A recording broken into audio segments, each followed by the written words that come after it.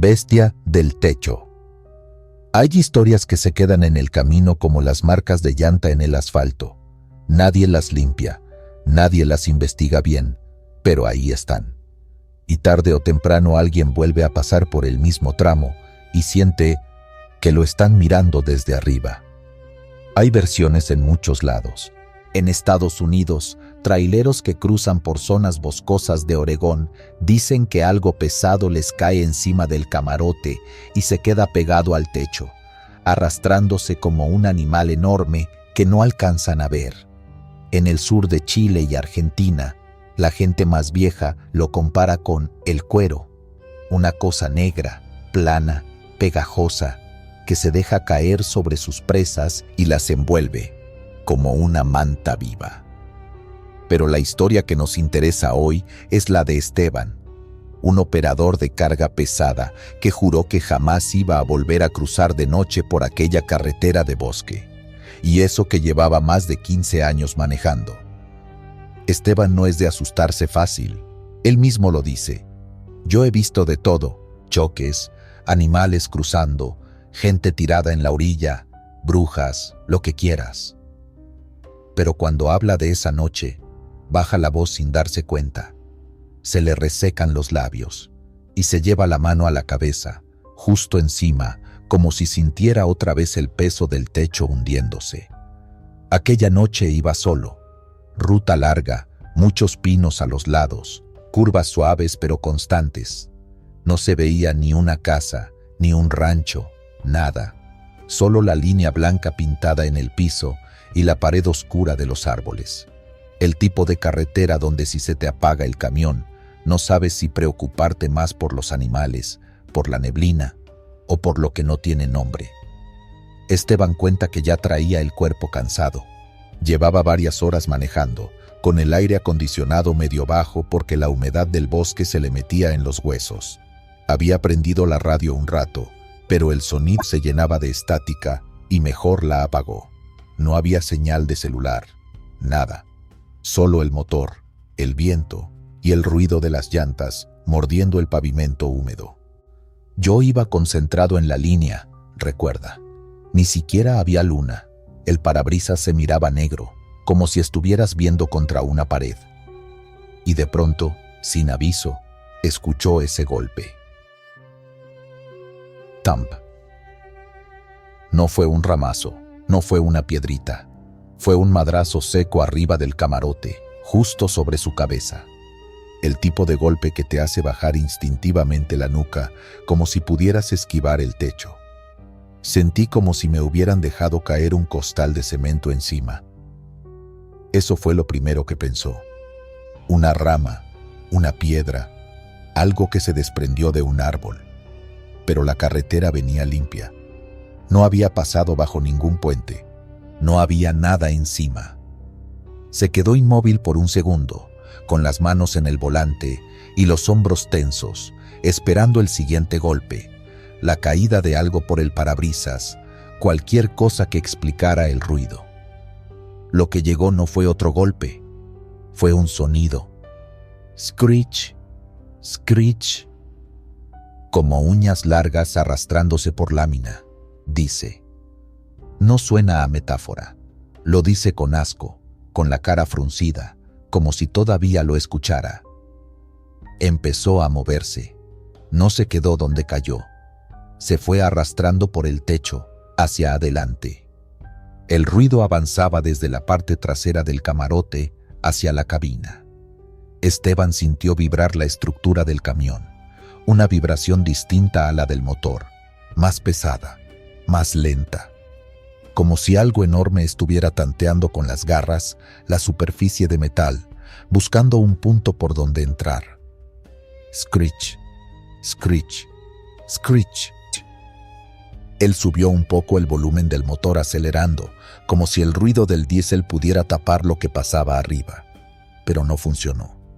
El sonido de las garras se filtraba por todo el techo, directo al cráneo.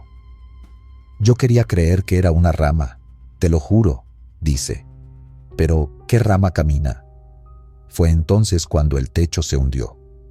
No mucho, solo unos centímetros, pero lo suficiente para que Esteban lo viera con la visión periférica. La lámina, justo encima de su frente, hizo un ruido seco y se abombó hacia adentro, como si alguien se hubiera sentado encima, dejando una huella redonda en el metal.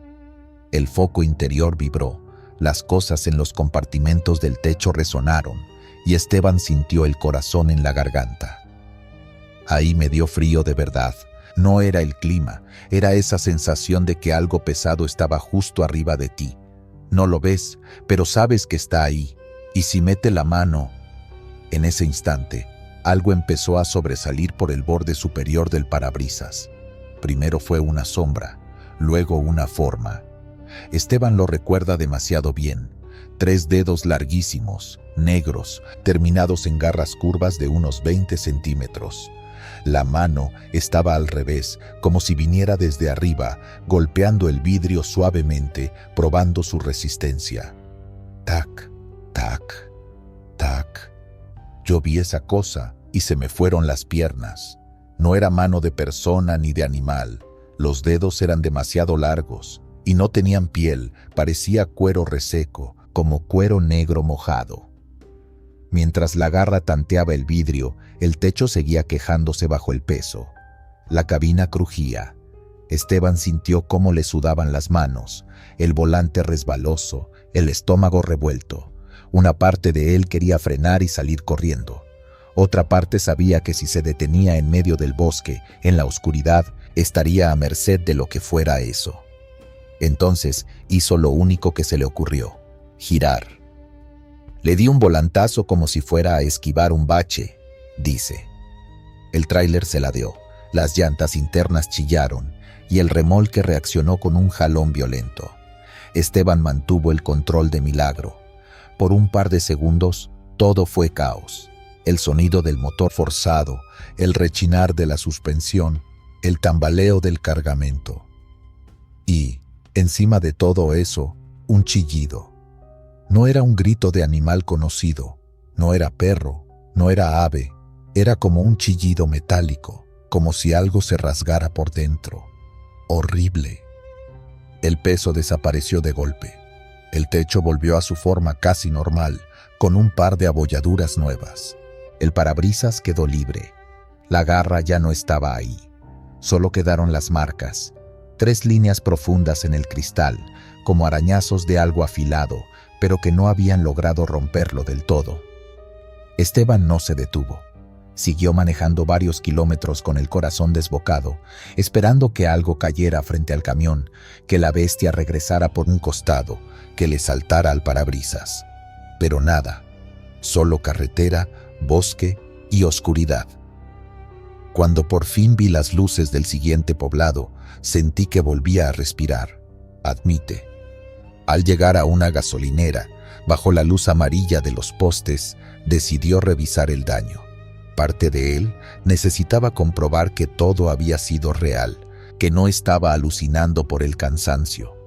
Parte de él deseaba que no hubiera nada, que el techo siguiera intacto, que el parabrisas no tuviera marcas. No tuvo suerte. El techo del camarote estaba hundido en 2 partes, como si algo enorme y muy pesado se hubiera recostado encima. Y en el borde superior del parabrisas, justo donde había visto asomar la garra, quedaban 3 surcos profundos en el cristal.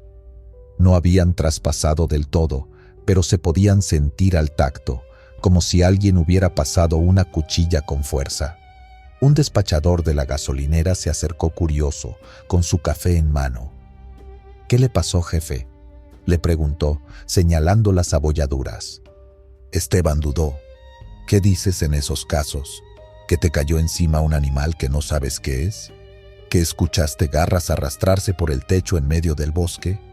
Sonaba ridículo incluso en su propia cabeza. «Un árbol, creo», respondió al final. «Una rama grande. Ni la vi». El empleado hizo una mueca. «Aquí no hay árboles cerca, ¿eh?», dijo, levantando las cejas. «Pero bueno, cosas se ven en la ruta». Esteban no insistió.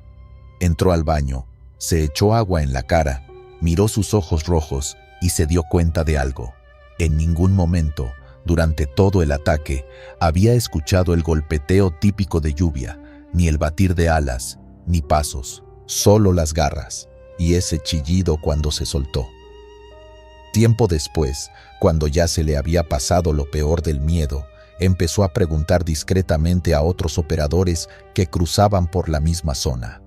No les contó todo al principio, solo lanzaba preguntas al aire. Si no les daba mala espina el bosque, si no habían escuchado ruidos raros en el techo. Algunos se reían, otros, en cambio, se ponían serios. Un trailero de barbacana le dijo una noche, viendo hacia la carretera como quien no quiere revivir algo: «Te voy a decir una cosa, compadre. Aquí, cuando escuches que algo cae arriba del camarote, no prendas las luces y no frenes. Si frenas, se acomoda mejor». Esteban sintió que se le helaba la sangre. «¿Usted también?». El hombre solo hizo un gesto con la mano, pidiendo otra taza de café. Los de por acá le dicen de un modo que ni quiero repetir. Dicen que viene de los pantanos, que se cuelga de los árboles y se deja caer sobre lo que pasa abajo. Antes lo contaban con caballos y carretas, ahora se les pega a los camiones. Sea lo que sea, no quiere que lo veas, solo quiere estar encima de ti. En el sur, la gente antigua habla de el cuero, una especie de manta negra viva que flota en el agua y se pega a los animales y a las personas para ahogarlas. En los bosques del norte, los operadores describen algo que cae del cielo o de las copas de los árboles. Otros lo han visto levantar vuelo, pesado, torpe, pero capaz de desaparecer entre las sombras de los pinos en segundos. Esteban, sin embargo, prefiere quedarse con lo que sintió, no con lo que otros dicen que vieron. Lo peor no fue la garra, confiesa. Lo peor fue esa sensación de que si esa cosa encontraba una forma de abrir un hueco y meter todo el brazo, me iba a arrancar del asiento como si nada. Yo estaba encerrado en una caja de vidrio y lámina, y lo que estaba afuera era dueño de todo el bosque. Desde aquella noche, ya no cruza solo por carreteras boscosas después de cierta hora. Si ve que no va a llegar con luz, prefiere dormir en un paradero y seguir al amanecer. Y cada vez que escucha un ruido en el techo, aunque sepa que es una rama, aunque sean solo piedritas que levanta otro camión, el corazón se le acelera. La cabina, dice, ya nunca se siente igual de segura. Al final del relato, Esteban siempre termina con la misma frase, mirando a la cámara, al micrófono o simplemente al vacío.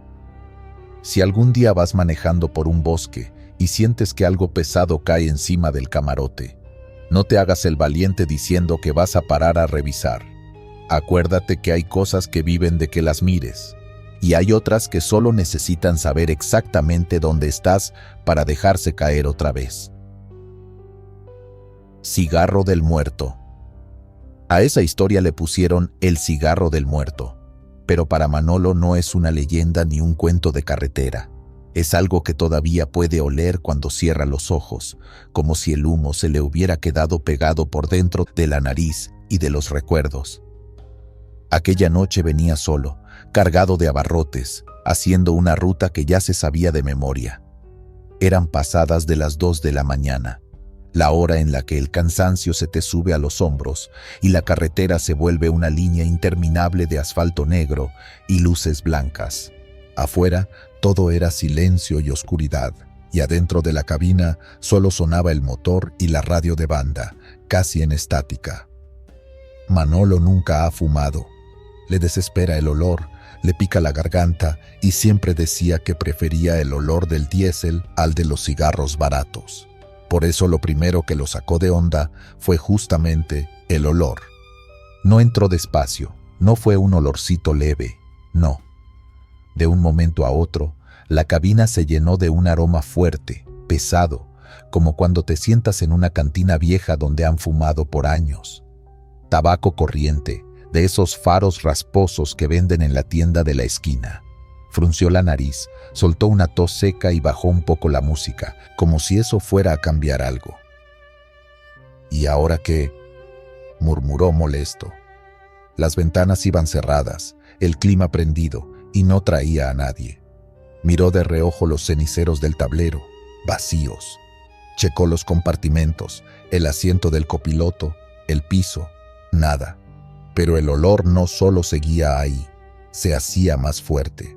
Era como estar a un lado de alguien que se estuviera fumando un cigarro tras otro, sin parar. Entonces lo vio. No fue una figura completa, ni un fantasma de sábana blanca. Lo primero que apareció fue un puntito rojo, una brasa viva flotando en el aire, a la altura donde estaría la boca de alguien sentado en el asiento del copiloto. Esa luz roja se encendía y se apagaba. Se hacía más intensa cada vez que algo le daba una calada y se apagaba un poco cuando soltaba el humo. El corazón de Manolo le dio un vuelco. Sintió cómo se le helaban las manos en el volante. Parpadeó varias veces, pensando que tal vez era un reflejo, un truco de la vista, el brillo de algún testigo del tablero. Pero no. La brasa se movía con naturalidad, subía apenas cuando jalaba y luego bajaba mientras el humo invisible se esparcía por toda la cabina. No puede ser, pensó, tragando saliva. Fue entonces cuando la escuchó. Una voz ronca, gastada, de esas que se hacen a punta de cigarro y desvelo, salió de la nada, justo del lugar donde flotaba la brasa. ¿Te molesta si fumo, pareja?, dijo aquella voz, arrastrando las palabras. El viaje al infierno es largo. Manolo sintió que el estómago se le hacía nudo. No contestó. No le salía la voz. De repente se dio cuenta de que estaba apretando tanto el volante que los nudillos se le pusieron blancos. El sudor le corría por la espalda, frío, a pesar del aire acondicionado. El humo empezó a espesar el ambiente. Al principio, solo era un velo ligero frente a la luz del tablero, pero en cuestión de segundos se convirtió en una nube densa, como si hubieran encendido varios cigarros al mismo tiempo. Cada bocanada invisible llenaba más y más el espacio, hasta que las luces del camino se veían borrosas a través del parabrisas. No, susurró Manolo, abriendo mucho los ojos para intentar ver la línea de carril. Le ardían los ojos, le lloraban solos. Tosió fuerte, esa tos que duele en el pecho, mientras el olor a tabaco viejo le rasgaba la garganta. Alcanzó a distinguir la silueta de la brasa moviéndose como si alguien hubiera girado la cabeza para mirarlo. «No te asustes, socio», volvió a decir la voz. «Ya me tocó a mí. Un día te va a tocar a ti también». En ese momento, Manolo sintió algo que le heló la sangre. Una mano caliente, pesada, apoyándose sobre su pierna derecha, muy cerca de la rodilla. No era un aire frío ni un calambre por el cansancio. Era una mano, con dedos, con peso, con una presencia clara. Podía sentir cómo apretaba, cómo se acomodaba ahí, como si alguien quisiera estabilizarse mientras se inclinaba hacia él. El reflejo de su cuerpo fue querer hacerse a un lado, quitar la pierna, pero no pudo. El miedo lo dejó clavado en el asiento. Solo alcanzó a dar un pequeño volantazo, suficiente para que las llantas tocaran la orilla del acotamiento. El camión vibró, se tambaleó, y el humo dentro de la cabina se hizo aún más espeso. Ya casi no veía nada adelante. Entre tos y tos, el corazón desbocado y las lágrimas por el ardor, Manolo hizo lo único que se le ocurrió. Pisó el freno con toda su fuerza. Las llantas rechinaron, el remolque se sacudió detrás de él y el camión se fue frenando hasta detenerse en la recta solitaria. Con la mano temblorosa, tiró la palanca de la puerta y la empujó. La puerta se abrió de golpe, como si el humo mismo hubiera estado buscando una salida. Una nube espesa y gris salió disparada hacia la noche, diluyéndose al instante en el aire frío de la madrugada. Manolo se quedó jadeando, medio colgado sobre el escalón, con los pies aún dentro de la cabina y el cuerpo hacia afuera, respirando como si acabara de salir de debajo del agua. El olor a tabaco se fue apagando, pero tardó unos segundos en desaparecer por completo. Cuando por fin pudo volver a respirar con normalidad, se obligó a mirar hacia el asiento del copiloto. No había nadie, ninguna figura, ninguna sombra, solo el tapiz viejo, la mochila donde guardaba papeles y una mancha oscura, perfectamente dibujada, justo donde se habría apoyado una mano humana. La mancha tenía dedos. Los contornos no eran parecidos, eran exactos. 5 dedos abiertos, la palma recostada sobre la tela, como si alguien hubiera apoyado ahí su mano llena de ceniza caliente y la hubiera dejado marcada para siempre. Manolo sintió que algo dentro de él se quebraba un poco. No gritó, no le salió. Solo sintió un vacío enorme en el pecho y una idea que le cruzó la cabeza. No estoy solo aquí.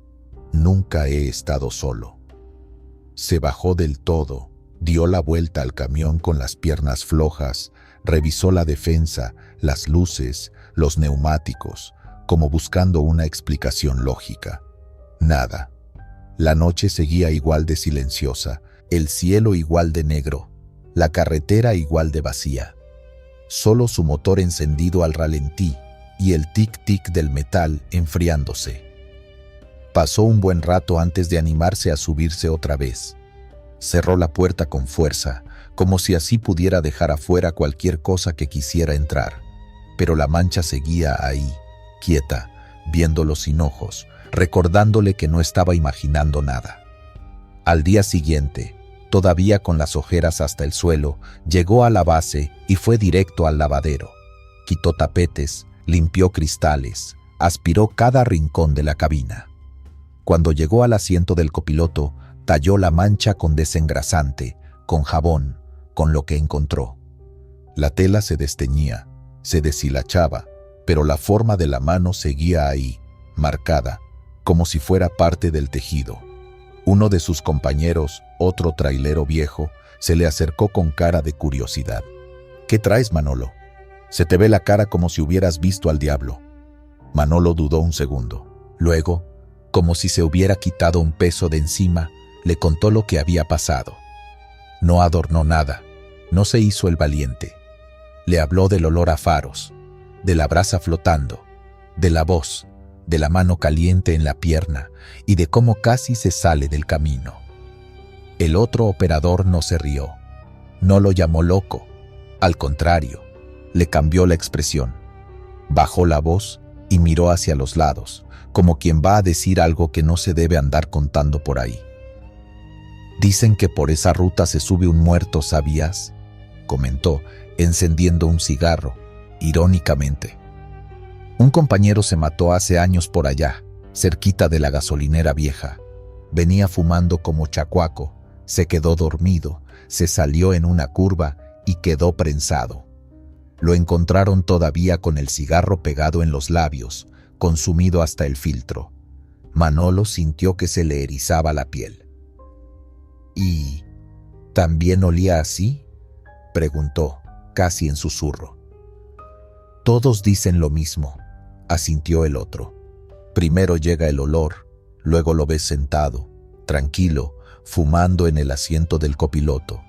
Si no te espantas, si sigues derecho, nomás te acompaña un rato.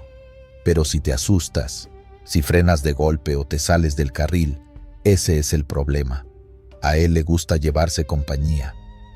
Manolo se quedó mirando la brasa del cigarro de su compañero, pensando en la brasa flotante de esa noche, en la voz que le dijo que el viaje al infierno era largo, en la mano caliente que se apoyó en su pierna.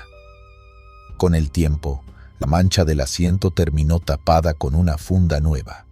El camión cambió de dueño, cambió de rutas, pero Manolo, cada vez que pasa por esa recta a la misma hora, baja un poco la velocidad y sin querer se lleva la mano al muslo, justo donde sintió aquel tacto. Hoy, cuando cuenta la historia, lo hace con una mezcla de vergüenza y advertencia. No le interesa convencer a nadie, pero tampoco le gusta que se rían. Sabe lo que olió, sabe lo que tocó, sabe lo que escuchó. Y siempre termina diciendo lo mismo. Si vas manejando solo en la noche, con las ventanas cerradas y de la nada te llega un olor fuerte a cigarro barato, no empieces a buscar quién fuma. Concéntrate en la carretera, aprieta bien el volante y sobre todo, no frenes de golpe, porque puede que el que se suba a acompañarte no esté buscando plática, sino reemplazo. Niño del triciclo. En las carreteras de madrugada hay cosas que la gente prefiere no contar frente a un micrófono. Todos hablan de fatiga, de asaltos, de baches, pero cuando apagas la grabadora y se quedan solo el café, el humo y la oscuridad del paradero, ahí sí empiezan a salir las historias que de verdad los traen desvelados. A esta la cuentan en varios pueblos chicos que la carretera parte en dos. Siempre es de madrugada, siempre hay un trailero con prisa, y siempre hay un triciclo viejo donde no debería haber nadie. Rodolfo me la contó una noche, casi sin verme a los ojos, como quien se está quitando algo de encima. Él ya tenía años en la ruta, no era novato. De esos choferes que se saben los topes de memoria y manejan casi por puro instinto. Pero esa vez, dijo, la carretera le enseñó otra cosa. Era como las 3 de la mañana. Venía cargado, pero no tan pesado como para sufrir la subida. La instrucción era clara: cruzar un tramo de pueblo rápido, sin pararse, porque esas calles de adoquín y casas viejas se prestan para que cualquiera los sorprenda. De día parece postal, de noche parece que el tiempo se hubiera ido y solo quedaran las sombras. Rodolfo bajó la velocidad al entrar al pueblo, más por costumbre que por respeto al límite de tránsito. Miró a los lados. Cortinas cerradas, ni un perro en la calle. Lo raro fue que las lámparas estaban casi todas apagadas, una que otra luz naranja titilando lejos, como si estuviera a punto de fundirse. Por el estéreo sonaba bajito una estación de radio que solo se agarra en la noche, con canciones viejas y locutores que parecen hablar desde otro siglo. Rodolfo se acomodó en el asiento, dio un trago a su café ya frío y pensó, como siempre, con que no se me cruce un borracho, todo bien. Y justo en ese momento lo escuchó. Un chirrido largo, metálico, oxidado, un i que venía de algún lugar adelante, mezclado con el rumor del motor. No era un freno, no era una puerta. Sonaba infantil, como juguete viejo. Rodolfo frunció el ceño y soltó, casi en voz alta: ¿y ahora qué? Mientras avanzaba unos metros más, vio que de una calle lateral, oscura como boca de lobo, algo chiquito empezó a salir rodando hacia el centro de la carretera. Al principio pensó que era una bicicleta tirada, pero a la luz de sus faros se fue dibujando el contorno. Manubrio pequeño, asiento bajo, ruedas gruesas, pintura descascarada. Un triciclo, esos rojos, de lámina, como de los 80s. Se le atravesó de lado, despacito, como si alguien lo empujara con cuidado. Rodolfo pisó el freno por instinto, la carga se fue hacia adelante, el camión bufó y todo tronó adentro. Las tazas, el plástico, los papeles. «¡Chamaco, quítate!», escupió, más en automático que otra cosa, buscando al niño con la mirada. Pero no había nadie. El triciclo se detuvo justo frente al tráiler, bien centrado, como si hubiera calculado la distancia exacta. Rodolfo alcanzó a ver que el asiento estaba vacío, el manubrio, chueco, una cinta azul colgando de uno de los puños, moviéndose apenas con el viento. Ni un alma alrededor. El pueblo entero seguía en silencio.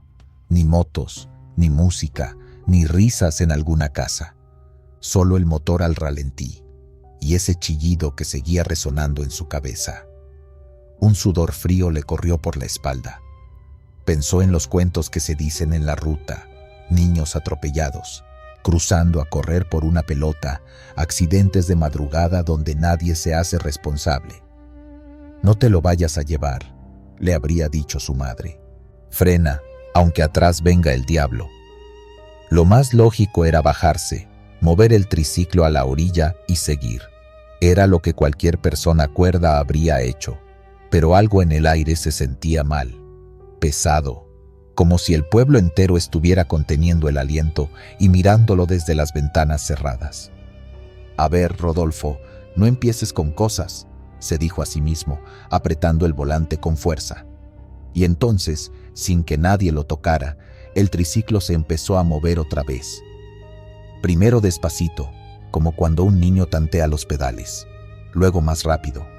Las ruedas dieron una vuelta, luego otra, y en cuestión de segundos ya iba directo contra la defensa del camión. No se veía ningún pie, ningún cuerpo. Era como si lo manejara un fantasma. Bang. Golpeó la defensa. Rodolfo dio un respingo. Bang, bang.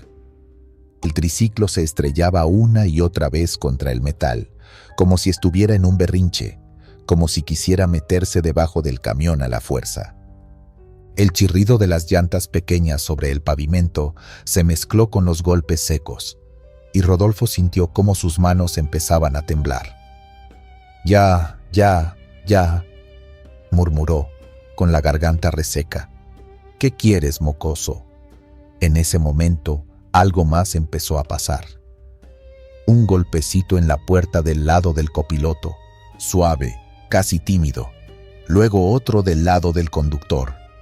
Toc, toc, toc, toc, toc, como si unas manos pequeñas estuvieran pidiendo entrar. Rodolfo volteó de reojo al espejo. Nada. Oscuro. Volteó hacia el vidrio del copiloto. Nada. Solo su propio reflejo descompuesto. Pero los golpes aumentaron. Ya no eran dos, eran muchos. Como si, de la nada, una docena de niños invisibles se hubieran pegado a la cabina del tráiler. Tocaban las puertas, los escalones, el tanque de diésel, arriba, abajo, atrás. Un caos de manitas desesperadas. El corazón le latía en las orejas. Trató de convencerse de que eran los nervios, que tal vez alguien estaba aprovechando para distraerlo y asaltarlo. Buscó con la mirada a un adulto, a un coche, a alguien que explicara esa locura. Nada. Sintió un tirón en la manija de su puerta. Clarito, como cuando un niño no alcanza bien y jala varias veces. «La traigo con seguro. La traigo con seguro», repitió, casi rezando. El triciclo seguía ahí abajo, atorado en la defensa, dándole golpes cortos y toscos que hacían vibrar todo el frente del camión. El rechinido de la llanta delantera ya era insoportable, como un lamento de metal. Por un segundo, se le cruzó la idea de tocar el claxon a todo lo que diera, hacer ruido, espantar lo que fuera que estaba ahí. Incluso llevó la mano a la bocina. Pero algo dentro de él le dijo que no, que eso era como retar a lo que fuera que lo estaba probando. «No volteo, no me bajo, no me detengo más», se dijo. «Tú no eres mío». Con las manos sudadas y los nudillos blancos, empezó a soltar el clutch. El tráiler, pesado, obedeció despacio. El triciclo raspó la defensa una vez más, como si no quisiera despegarse, y luego se hizo a un lado, arrastrado por las ruedas, hasta quedar atravesado en la orilla de la carretera. Los golpes de manitas en las puertas siguieron unos metros más, desacompasados, insistentes, como si corrieran junto al camión. Toc, toc, toc, toc, hasta que de repente se fueron apagando. Como si los niños invisibles se quedaran atrás, parados en medio del asfalto, viéndolo irse. Rodolfo no miró por los espejos. No quería ver si había algo ahí. Se obligó a seguir derecho, sin acelerar de golpe, respirando a medias, con el estómago apretado y la piel erizada.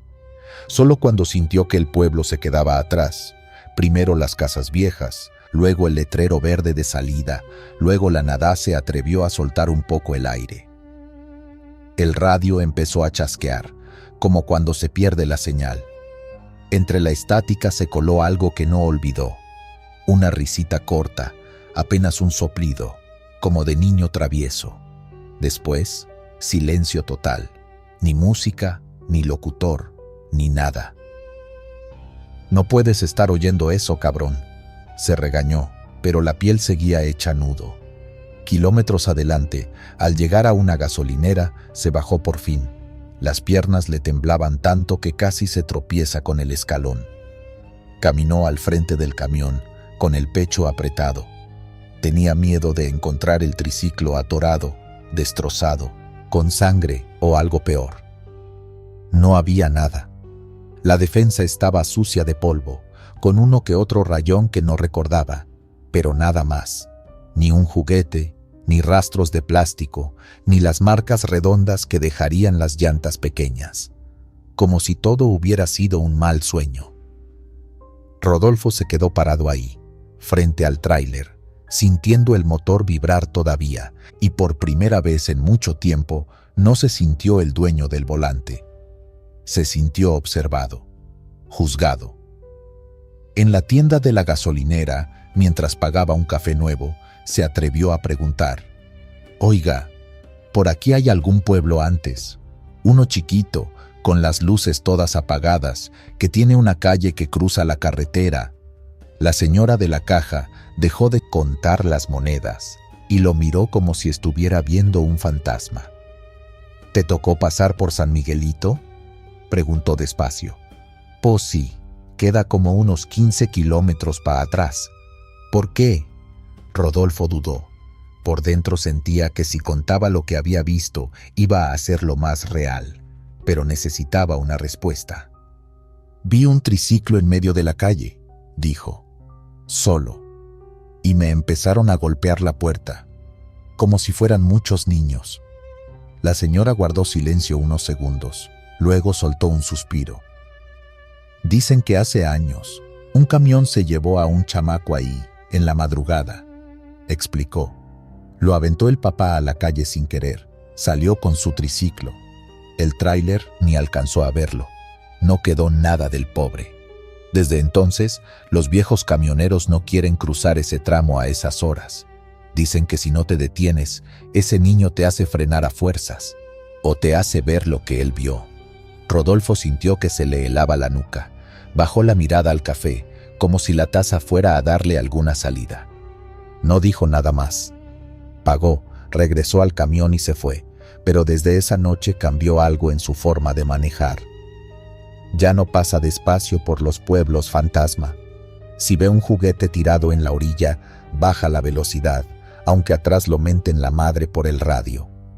A veces, a las 3 de la mañana, siente que algo chirría a lo lejos, como llantas pequeñas pidiendo paso, y se le encoge el corazón. Cuando lo cuenta, siempre termina igual, mirando fijo al horizonte, sin música, con la cabina en silencio. «Si ves un triciclo atravesado a esa hora, no lo tomes a juego», dice. «Frénale, bájate, haz lo que tengas que hacer, pero no sigas como si nada. Porque hay cosas que la carretera se cobró una vez y no quiere que se le olvide. Y si tú no aprendes con la historia, te lo enseña en carne propia. Y créeme, no quieres ser tú el siguiente en ver cómo se pedalea solo». Colgados del puente. En muchas carreteras del país hay puentes que la gente ya ni menciona por su nombre. Los llaman el Puente de los Colgados, el Paso del Susto, el de las Cabezas. Sitios marcados por la violencia, por esas escenas que salieron en las noticias y que, aunque ya no haya nada colgando, se quedan tatuadas en la memoria de los que pasan por ahí de noche. La historia de hoy nace en uno de esos lugares. Una autopista de 4 carriles, tráilers pasando a todas horas, luces naranjas medio fundidas y un puente peatonal cruzando por encima como una cicatriz. A muchos kilómetros a la redonda, todos saben lo que pasó ahí. Una madrugada, hace años, amanecieron varios cuerpos colgando del barandal, como si fueran basura dejada a propósito para que todos la vieran. Desde entonces, varios choferes dicen que la escena se repite. No igual, no con policías, ni patrullas, ni cámaras, sino en silencio, en la oscuridad, como si algo quisiera que nadie olvidara. Javier es uno de esos choferes. Lleva más de 15 años manejando tráiler. No le asustan las largas distancias, ni los retenes, ni las brechas. Pero ese puente, en particular, siempre le ha pesado en el estómago. La primera vez que pasó por ahí, todavía estaba fresca la noticia de los colgados. No le tocó verlos, pero se aventó todas las fotos que circularon en el WhatsApp de los compañeros. Desde entonces se los salta cuando puede, aunque sean unos kilómetros de más. Aquella noche no tuvo opción. Era casi medianoche, llevaba carga urgente y la otra ruta estaba bloqueada. El GPS marcaba claro, había que cruzar por el famoso puente. «Ni modo», murmuró, cerrando un poco más el agarre del volante. La carretera iba casi sola. De vez en cuando una camioneta, algún coche viejo, pero la mayoría eran trailers. El cielo estaba nublado, sin luna. Solo esas lámparas altas que parpadeaban de vez en cuando, como si se arrepintieran de seguir encendidas. Javier bajó un poco el volumen del radio. De fondo sonaba un programa nocturno de relatos paranormales que casi siempre lo acompañaba. Esa vez, sin embargo, se dio cuenta de que no estaba poniendo atención a lo que contaban. Su mente estaba adelantada unos kilómetros, clavada en el puente. Sintió el sudor frío en las manos. No hacía calor, el clima estaba fresco, pero el volante se le resbalaba un poco. Tuvo que secarse las palmas en el pantalón. «Ya, cálmate. No va a pasar nada. Eso fue hace años», se dijo a sí mismo. Pero el cuerpo no siempre cree lo que la cabeza intenta imponer.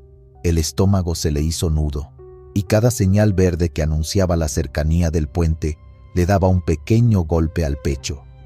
Kilómetro tal. Reducción de velocidad. Zona urbana.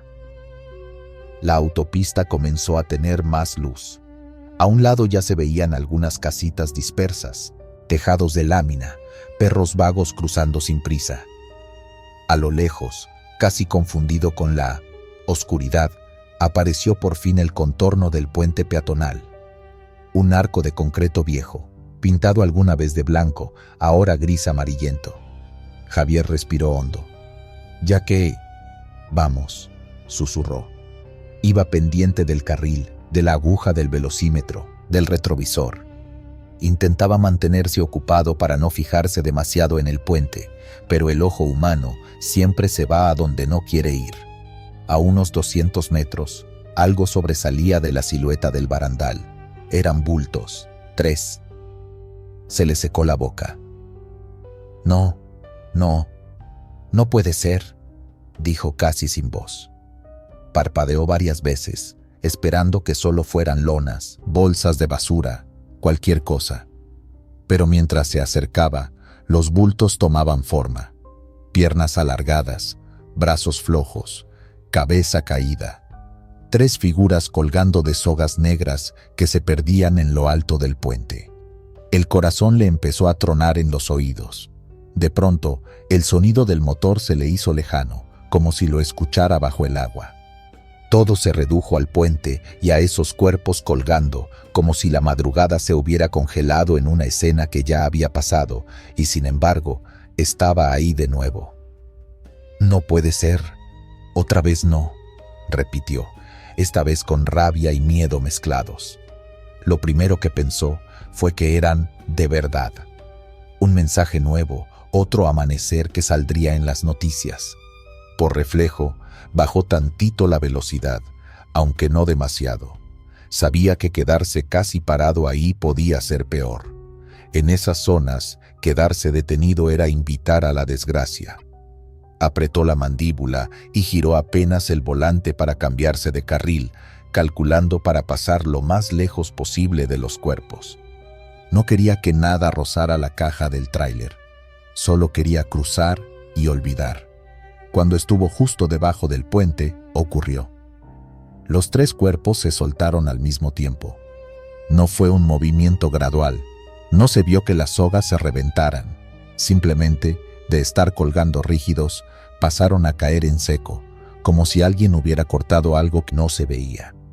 Javier solo alcanzó a decir: «No, no, no».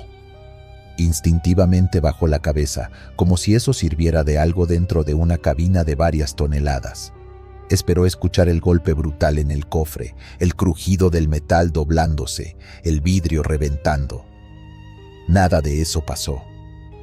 Sintió, en cambio, una especie de zumbido extraño, como cuando se juntan dos imanes al revés. Una presión rara en el pecho, como si el aire dentro de la cabina se hubiera hecho más grueso. Los supuestos cuerpos cayeron, pero no pegaron contra el camión. Lo atravesaron. Por un segundo, Javier tuvo la sensación clara de que algo frío, pegajoso, le cruzaba el cuerpo de lado a lado, como si se metiera en él y se saliera al mismo tiempo. Un escalofrío que empezó en la nuca y le recorrió la espina dorsal hasta las piernas, dejándolas flojas. En el cristal frente a él, durante un instante que se le hizo eterno, aparecieron 3 rostros pegados al parabrisas.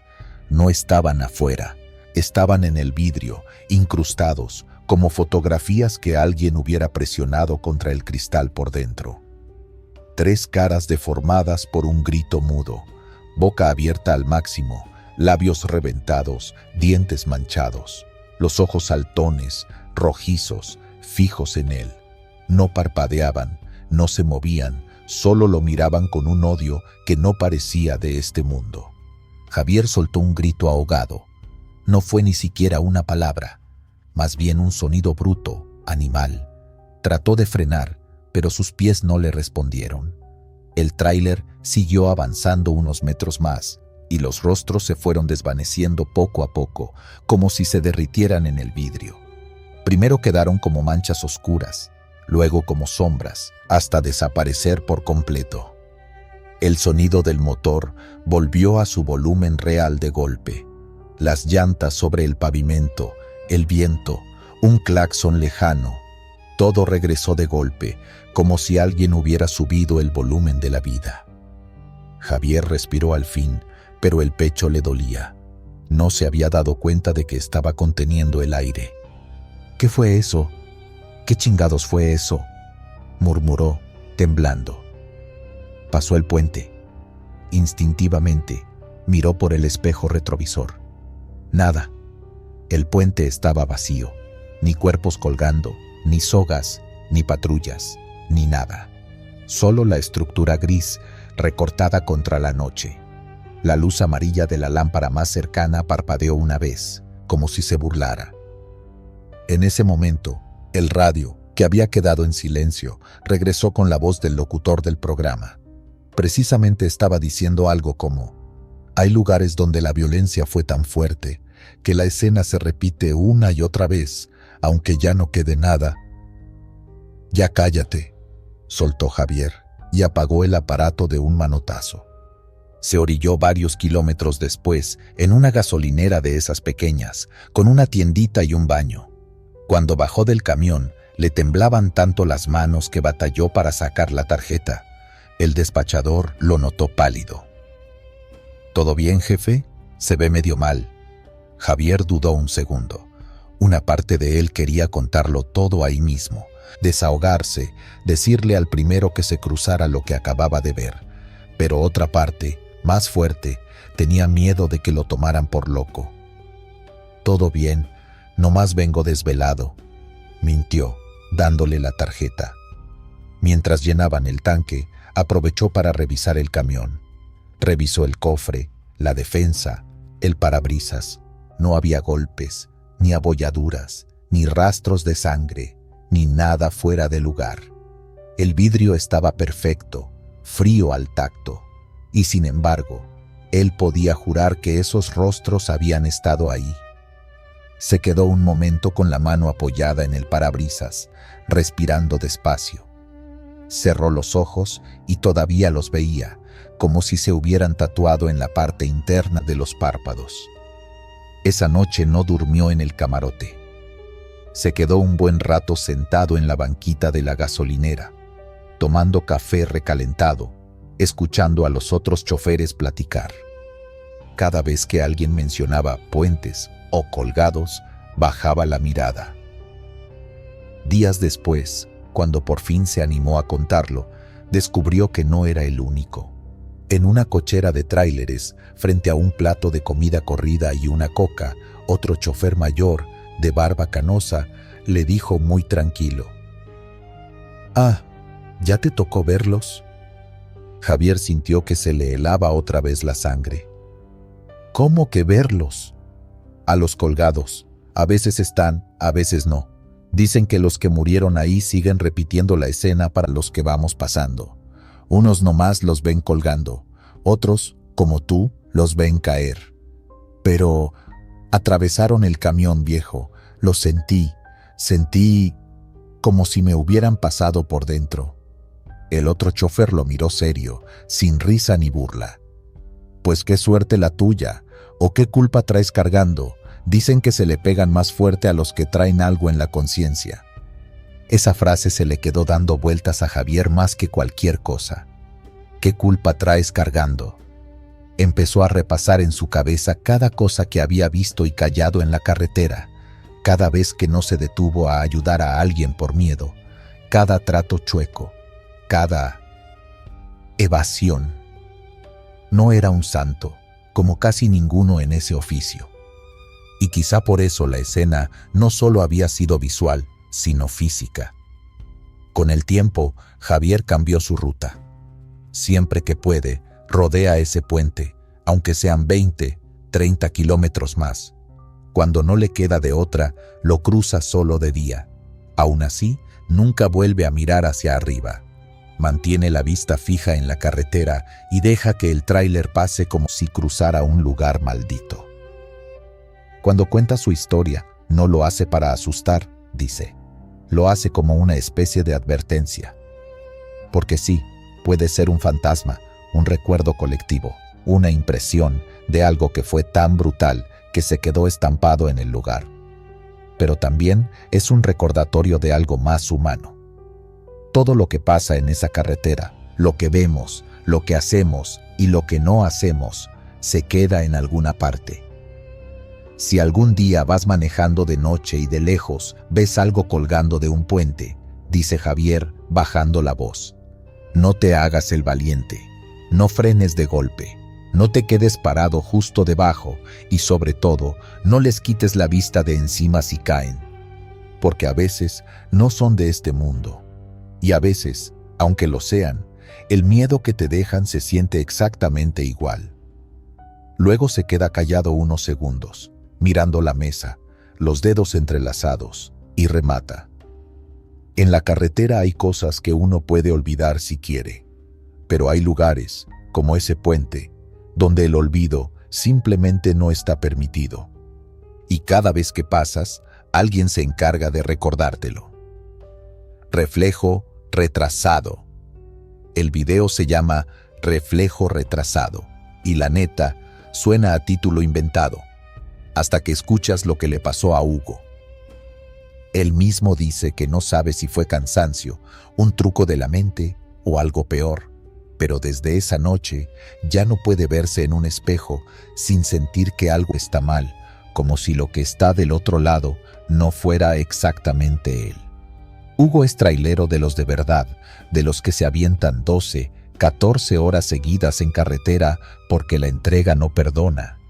Esa noche venía de un viaje largo, de esos en los que ya ni sabes qué estado vas cruzando. Solo recordaba que hacía frío, que la carretera estaba casi vacía y que los faros del camión pegaban de lleno en la neblina baja, como si manejara dentro de leche. Los ojos le ardían. El café ya no le hacía efecto y la mente empezaba a jugarle chueco. Veía sombras que se cruzaban y cuando parpadeaba ya no había nada. Nomás llego a la siguiente gasolinera y me lavo la cara, se repetía, como mantra, como si eso fuera a arreglar algo. Cuando por fin vio las luces de la gasolinera a lo lejos, sintió un alivio raro, como si lo estuvieran rescatando de algo que no alcanzaba a ver. Entró despacio al estacionamiento, acomodó el tráiler a un lado de otros 2 camiones y apagó el motor. En cuanto dejó de vibrar todo, lo golpeó un silencio pesado, de esos que solo se escuchan en la madrugada. No cantaban grillos, no ladraban perros, no se oía ni el típico radio de la tienda. El aire olía a diésel, a asfalto frío y a ese tufo viejo de baño de carretera que se cuela por todos lados. Hugo se bajó del camión medio tambaleándose. Tenía la cabeza pesada, como si le colgara de un hilo. Cada paso hacia el baño se sentía automático, como cuando caminas en un sueño y sabes que tú no estás decidiendo nada. Abrió la puerta de metal oxidado y lo recibió el típico baño de gasolinera. Azulejo viejo, una luz blanca parpadeando y un espejo rectangular encima de los lavabos, manchado de gotitas secas y marcas de manos. No había nadie más. Solo el zumbido del foco y el eco de sus botas contra el piso. Se inclinó sobre el lavabo y abrió la llave. El agua salió helada, casi como si viniera directo de un pozo. Se echó varias veces en la cara, intentando espantar el sueño, el mareo, la sensación de que venía manejando en automático desde quién sabe cuándo. Por un segundo cerró los ojos y sintió que se iba, que si se dejaba llevar tantito se quedaba dormido ahí mismo, con la frente pegada al lavabo. «Ándale, cabrón, despierta», se dijo, hablándose fuerte como para atajarse. Cuando por fin levantó la cabeza para mirarse en el espejo, todo estaba normal. Su reflejo tenía las ojeras marcadas, la barba crecida, la gorra sudada, igual que siempre. Movimiento sincronizado. Él respiraba hondo, su reflejo también. Él se quitaba el gorro y se despeinaba un poco. Su reflejo lo imitaba al instante. Agarró un pedazo de toalla de papel, se secó la cara con fuerza y bajó la mano, ya listo para salir de ahí.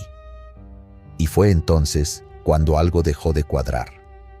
En el vidrio, su reflejo todavía tenía la toalla pegada a la cara. Quieto, congelado, como si alguien hubiera puesto pausa en una película. Hugo se quedó inmóvil, con el corazón empezando a dar golpes secos en el pecho. No parpadeó, no respiró, no hizo nada. Solo vio cómo ese otro Hugo del espejo seguía con el pedazo de papel tapándole media cara, sin moverse ni un milímetro. «No», susurró, casi sin voz. «No puede ser». Pasaron unos segundos largos, alargados, como si alguien hubiera estirado el tiempo. Entonces, despacio, muy despacio, el reflejo bajó la toalla. Pero lo que apareció no era su cara. Era algo que se parecía a él, podrido. Los pómulos hundidos, la piel colgando como trapo húmedo, zonas negras, como carne quemada, y los ojos hundidos, amarillentos, con venitas oscuras que no paraban de temblar. Los labios agrietados se abrieron en una sonrisa torcida. Hugo sintió un frío tan fuerte que se le clavó en la nuca. Le hormiguearon las manos, como cuando se te baja la presión. Quiso retroceder, pero las piernas no le respondieron al primer intento. El otro alzó la cabeza, lo miró directo, como si realmente estuviera del otro lado, consciente. Y luego habló, con una voz que sonaba a garganta llena de tierra. «Te quedaste dormido en la curva, Hugo», le dijo, arrastrando el nombre. «Ya no estás en la carretera, ya estás muerto». Hugo tragó saliva, pero la boca se le secó de golpe. Quiso responder algo, insultarlo, decir «ya basta», lo que fuera, pero ningún sonido salió. Solo escuchaba un zumbido en los oídos, como cuando una traila pasa muy cerca. El reflejo se inclinó hacia adelante, acercando la cara podrida al vidrio, como si quisiera atravesarlo. La piel del cuello se le abría, y por las grietas parecía salir un humo oscuro, pegajoso. «¿No te acuerdas del golpe?», insistió esa cosa. «¿No escuchaste cómo se dobló todo? ¿No viste las luces que se te venían encima?». Hugo, sin querer, imaginó el volante girando solo, el camión saliéndose del carril, la defensa chocando contra el muro de contención, el mundo volteándose. Fue como si le pasaran una escena rápida en la cabeza, pero sin sonido, puro destello de metal y vidrio. «No», alcanzó a decir, «estoy aquí». El reflejo sonrió más, estirando la piel como un plástico viejo. Le faltaban pedazos de mejilla y por debajo se veían dientes manchados de algo negro. «Entonces», susurró, «¿por qué no sientes las piernas?». En En ese momento Hugo se dio cuenta de que no sentía bien el cuerpo. Hasta entonces no había puesto atención, pero ahora notó que había un vacío raro de la cintura para abajo, como si su cuerpo estuviera hecho de aire. Intentó moverse de golpe, pegar un brinco hacia atrás, y el mundo se le dobló. Sintió que el piso se movía, que el baño se hacía más chico, que la luz del foco parpadeaba más rápido, como si alguien estuviera jugando con el apagador. Con un esfuerzo que ni él entiende, logró romper la parálisis. Salió disparado hacia la puerta, empujándola con tanta fuerza que casi la arranca. El corazón le tronaba en las sienes. Al cruzar al área de la tienda, chocó con un señor que llevaba un refresco en la mano. El refresco se le resbaló al tipo, cayó al suelo y se hizo pedazos de plástico y líquido. «Oye, compa, fíjate», le gritó el señor, enojado. Hugo lo miró como si estuviera viendo a alguien desde muy lejos. Quiso disculparse, pero todavía sentía que todo se movía lento. Tocó el mostrador, tocó los estantes, tocó el marco de la puerta. Todo era sólido, frío, real. Salió casi corriendo hacia su tráiler, buscando con la mano la lámina de la cabina, el metal de la puerta, cualquier cosa que le dijera, «Estás vivo». Cuando puso la palma en la defensa, sintió el acero áspero, con restos de insectos pegados. El camión estaba ahí, enorme, tranquilo, como si nada. El frío de la noche le pegó de lleno y eso lo ayudó a respirar. Aún así, algo no se acomodaba dentro de su cabeza. La voz podrida seguía repitiéndole que ya estaba muerto. Subió a la cabina casi de un salto y se miró en el retrovisor interno. Ahí sí estaba él, normal, con cara de espanto pero sin pudrirse. Levaba la mano, movía los ojos, abría la boca. Todo sincronizado. Fue el sueño, fue el sueño, fue el sueño, murmuraba, como si repitiéndolo pudiera borrar lo que acababa de ver. Encendió el camión. El rugido del motor lo aterrizó un poco. Se quedó unos segundos con las manos en el volante, dudando si apagarlo y mejor dormir ahí mismo hasta que amaneciera. Pero algo, quizá el miedo de quedarse quieto, lo empujó a salir de la gasolinera. Mientras me mueva, no me alcanza, pensó, sin saber muy bien qué era ese me. Tomó de nuevo la carretera. La cinta asfáltica se estiraba frente a él, negra y brillante. A los pocos kilómetros, notó otro detalle que le heló la sangre. El reloj del tablero marcaba una hora distinta a la que él recordaba. Según sus cálculos, no había pasado ni 20 minutos desde que entró a la gasolinera, pero el reloj iba casi una hora adelante, como si el tiempo, en algún punto, se hubiera cortado y luego pegado de mala manera. Hugo quiso pensar que el reloj estaba mal, que se había desconfigurado, que la batería, que lo que fuera. Encendió el teléfono para revisar la hora y era la misma que el tablero. Algo no cuadraba, ni en el espejo ni en el tiempo. Desde esa noche, dice, cada vez que se mira en cualquier espejo, espera medio segundo antes de moverse. Primero hace un gesto chiquito, levanta una ceja, aprieta los labios. Si el reflejo responde en el acto, respira. Si tarda tantito, siente que el estómago se le va al piso. Todavía sueña con la versión podrida de sí mismo pegada al lado contrario del vidrio. Hugo cuenta todo esto sin adornos, sin querer impresionar a nadie. Lo hace más como desahogo, como quien confiesa algo que no entiende. A veces dice que seguro fue el cansancio, que quizás se quedó dormido un microsegundo en el baño y soñó la escena completa. Pero luego se queda callado y aprieta las manos, recordando la sensación de no sentir el cuerpo de la cintura para abajo y el reloj adelantado. Si fue sueño, se sintió demasiado real, repite, mirando hacia cualquier lado menos hacia un cristal. Y aquí es donde viene la parte que incomoda más de uno. Desde ese viaje, otros choferes aseguran haber oído por el radio historias parecidas. Gente que entra al baño de una gasolinera de madrugada y tarda más de lo que debería, como si se quedaran pegados ahí, encerrados en su propio reflejo. Algunos juran que han visto, en el espejo de las gasolineras solitarias, sombras que se quedan un poquito atrás de sus movimientos. Nada escandaloso, solo un milisegundo. Pero a las 3 de la mañana, en mitad de la nada, un milisegundo es suficiente para romperte la cabeza. Tal vez solo sea eso, mentes reventadas por el cansancio, jugando con la percepción.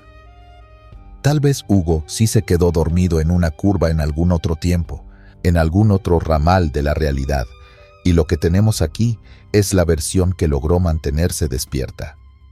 O tal vez el espejo, por un momento, le enseñó algo que debía haber pasado y no pasó, todavía. Hugo termina su relato siempre igual, con la misma frase. No te confíes de los espejos de gasolinera, son los únicos que te ven cuando realmente estás solo. Y luego agrega, medio en broma, medio en serio. Si un día te secas la cara, bajas la toalla y tu reflejo se tarda en moverse, no te quedes a ver qué te dice. Porque a lo mejor ya no estás en la carretera. A lo mejor lo único que sigue de este lado es el espejo. Bitácora sangrienta. Entre los traileros hay historias que se cuentan siempre igual. En la madrugada, con el motor todavía caliente, el café ya frío y los ojos rojos del cansancio. Una de esas historias, la que más se repite en los patios y en las cachimbas, es la de la bitácora sangrienta. No es un fantasma que se sube al camión, no es una mujer de blanco a media carretera. Es algo peor, una libreta, tu propia letra, tu propio recorrido, escrito antes de que pase. Dicen que todo empezó con un chofer llamado Saúl, hombre tranquilo, de los que no se asustan fácil. Llevaba años rodando, ya sabía lo que era quedarse sin frenos, quedarse sin sueño y quedarse sin dinero a mitad de mes. Lo que no sabía era lo que era leer su propia muerte antes de vivirla. Aquella noche llevaba varias horas manejando, el tablero iluminado de verde, la radio en bajo, nada de música, solo el zumbido del motor y el soplido del aire entrando por una pequeña rendija en la ventana. Afuera, pura oscuridad. Carretera de sierra, bajada larga, casi sin tráfico. Saúl sentía los párpados pesados, pero no podía pararse todavía. Tenía que cumplir tiempos, y como muchos, llevaba su libretita donde apuntaba las horas, los descansos, la carga y los kilómetros. La famosa bitácora. No era muy ordenado, pero la traía al día, porque ya sabía que una revisión en mal momento podía salirle caro. Se acomodó en el asiento, estiró la espalda que le tronó feo y con una mano sostuvo el volante mientras con la otra buscaba la libreta en la guantera. La sacó, la puso sobre el volante y encendió la luz pequeña de la cabina. Esa lucecita amarilla que hace que todo se vea más viejo y más cansado. «Hora de apuntar, chingao», murmuró, más por costumbre que por ganas. Anotó la hora, el lugar aproximado, el número de guía. La pluma raspaba el papel, el camión se sentía estable, la aguja del velocímetro marcaba un poco más de lo permitido, pero nada fuera de lo normal. Todavía se sentía con control. Cuando terminó de escribir, pasó la página para dejar listo el siguiente espacio. Y ahí fue cuando algo se rompió en su rutina. La hoja siguiente no estaba en blanco. Saúl frunció el ceño. Por un segundo pensó que se había confundido, que estaba revisando una anotación vieja, pero no. La fecha era la misma, la que estaba viviendo, solo que la hora y el lugar todavía no pasaban. La letra no era la suya, era una escritura rara, como hecha con mano temblorosa, y además no estaba en tinta azul. Era roja, no como pluma roja de papelería, sino de ese tono oscuro que uno no quiere relacionar con nada. Leyó en voz baja, moviendo los labios. 4:15 de la mañana, kilómetro 89. Falla de frenos. Volcadura. Muerte del conductor. Se le secó la boca de golpe. Sintió como el corazón le dio un brinco y luego empezó a latirle en la garganta, en las sienes, en todas partes menos donde debería estar. Instintivamente miró el reloj del tablero. 4 de la mañana en punto. Luego alzó la vista y alcanzó a ver, a lo lejos, el letrero verde de carretera, kilómetro 80. Le recorrió un frío por la espalda, de esos que no tienen nada que ver con el clima. «No», dijo, casi sin voz. «No puede ser». Levantó la libreta, la acercó más a la luz. La frase seguía ahí, igual, firme, como si alguien la acabara de escribir. Se fijó en los detalles, buscando cualquier cosa que lo tranquilizara. Una falta de ortografía, un número mal puesto, la fecha cambiada. Algo. Pero todo cuadraba. 4:15 de la mañana, kilómetro 89. Falla de frenos. Volcadura. Muerte del conductor. La palabra muerte parecía más hundida en el papel, como si la pluma hubiera apretado con odio. Saúl tragó saliva. El camión seguía avanzando. El motor se escuchaba parejo, pero él por primera vez en años sintió que no tenía el control.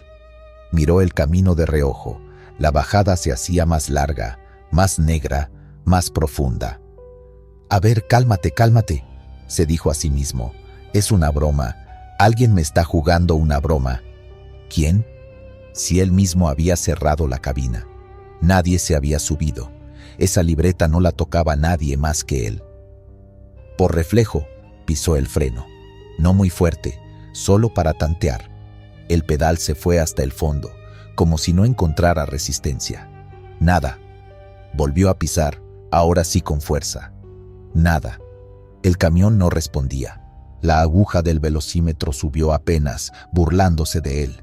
El peso de la carga empujaba hacia abajo, aprovechando la pendiente. «No, no, no», empezó a repetir, ya en voz alta. Miró los relojes de aire.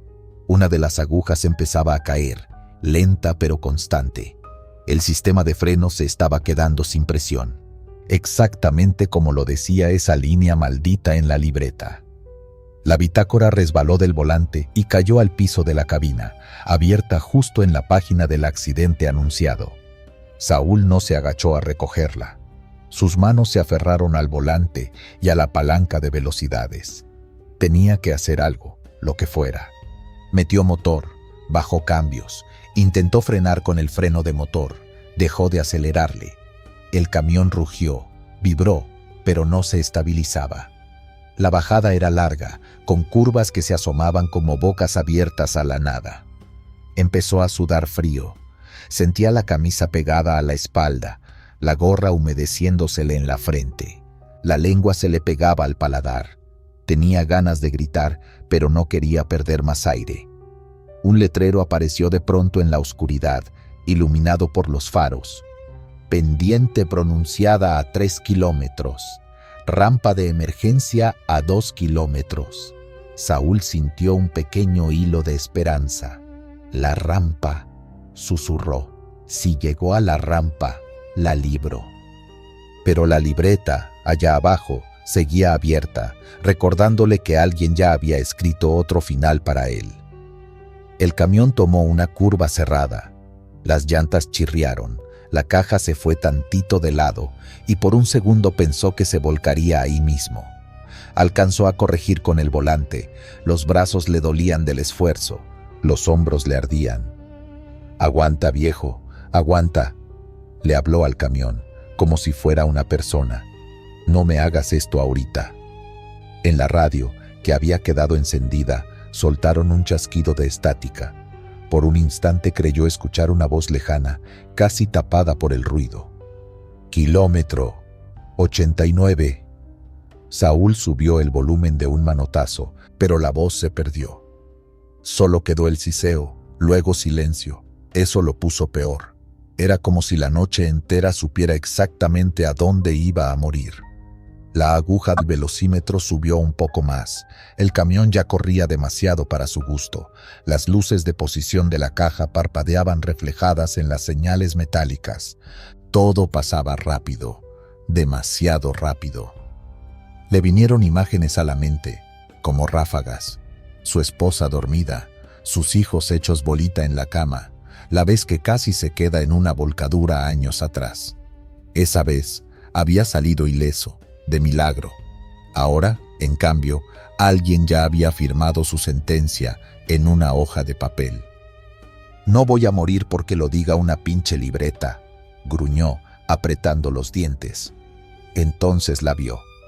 A lo lejos, a la derecha, el montículo de grava gruesa que señalaba la rampa de frenado. Un camino empinado hecho solo para camiones con problemas, para esos momentos en que todo lo demás ya falló. El letrero apareció justo delante. Rampa de emergencia 500 metros. Le quedaban 15 minutos, según lo que estaba escrito, pero en la carretera 15 minutos se pueden volver 15 segundos. Saúl prendió las intermitentes, echó luces, no por los demás. No venía nadie sino por pura desesperación. Movió el volante hacia la derecha, alineando el camión con la entrada de la rampa. Sentía cómo el tráiler se bamboleaba peligroso. El acceso a la rampa se acercaba, era ahora o nunca. «Ahí te voy, cabrón», susurró. Con un jalón seco, giró el volante y se metió a la rampa de grava. El golpe fue brutal. El camión brincó, todo dentro de la cabina voló. La botella de agua, el celular, la gorra, la libreta. Saúl sintió cómo el pecho se le iba para adelante, el cinturón clavándosele en las costillas. La grava empezó a hacer su trabajo. Primero un zumbido más fuerte, luego un rechinido, luego una serie de golpes, como si 1000 piedras le pegaran al chasis.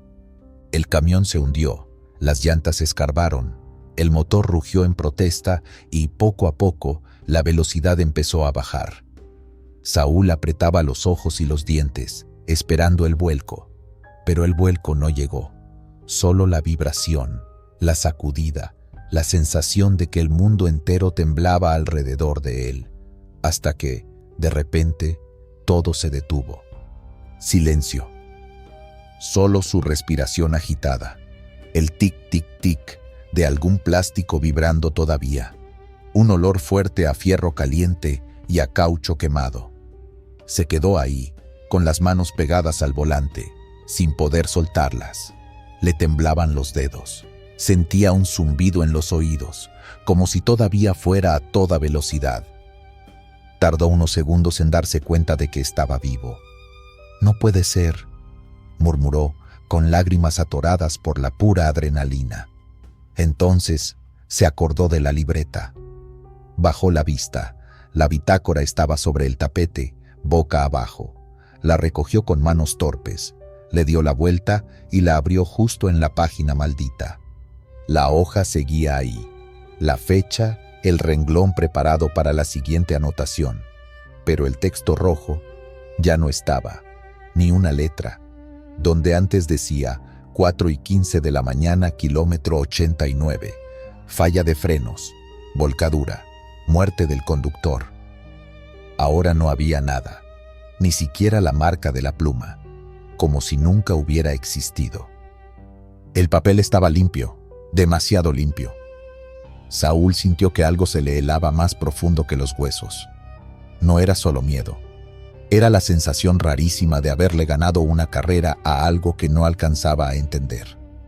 Al poco rato llegaron las patrullas, la grúa, los de la aseguradora. Revisaron el camión, confirmaron la falla en los frenos, hablaron de mantenimiento, de válvulas, de líneas de aire. Lo felicitaron por haber tomado la rampa a tiempo.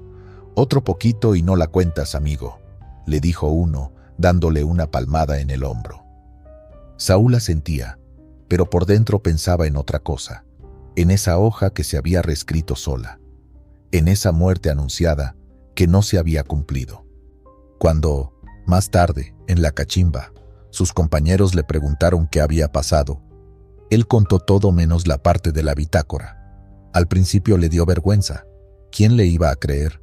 Pensó que mejor se lo guardaba. Pero con los días, la historia se le fue saliendo sola de la boca. La contó una vez, luego otra, y ya saben cómo son esas cosas. Alguien la oyó, La adornó un poco, la repitió en otro estado, la subió a un video, la mezcló con otros accidentes. Así nació la leyenda de la bitácora sangrienta, esa libreta que de vez en cuando se adelanta a tu ruta y te escribe la hora exacta en la que vas a morir. A veces acierta, a veces, como con Saúl, falla, pero solo si tú te le adelantas primero. Hay traileros que aseguran haber visto algo parecido, páginas con letras que no reconocen, anotaciones que juran no haber escrito, detalles que se cumplen horas después. Otros dicen que es pura sugestión, que todo fue el susto, que Saúl estaba cansado y se imaginó la escritura roja. ¿Quién sabe? Lo único que él repite, cada que alguien le pide el relato para un video o para un podcast, es lo mismo. Mira, yo no te voy a decir que me creas, dice, mirando fijo a la cámara o al micrófono. Yo nomás te digo lo que vi.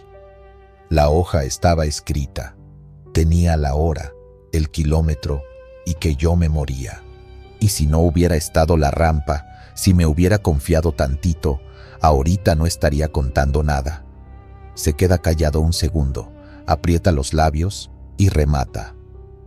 En esta chamba uno se acostumbra a pensar que manda sobre el camión, que manda sobre el tiempo, que manda sobre el camino. Pero esa noche aprendí algo. Si de repente tu bitácora sabe más que tú, no lo tomes a juego. Y si alguna vez pasas por el kilómetro 89 de una bajada como esa, revisa bien tus frenos y revisa bien tus páginas. No vaya a ser que ya alguien escribió cómo vas a terminar.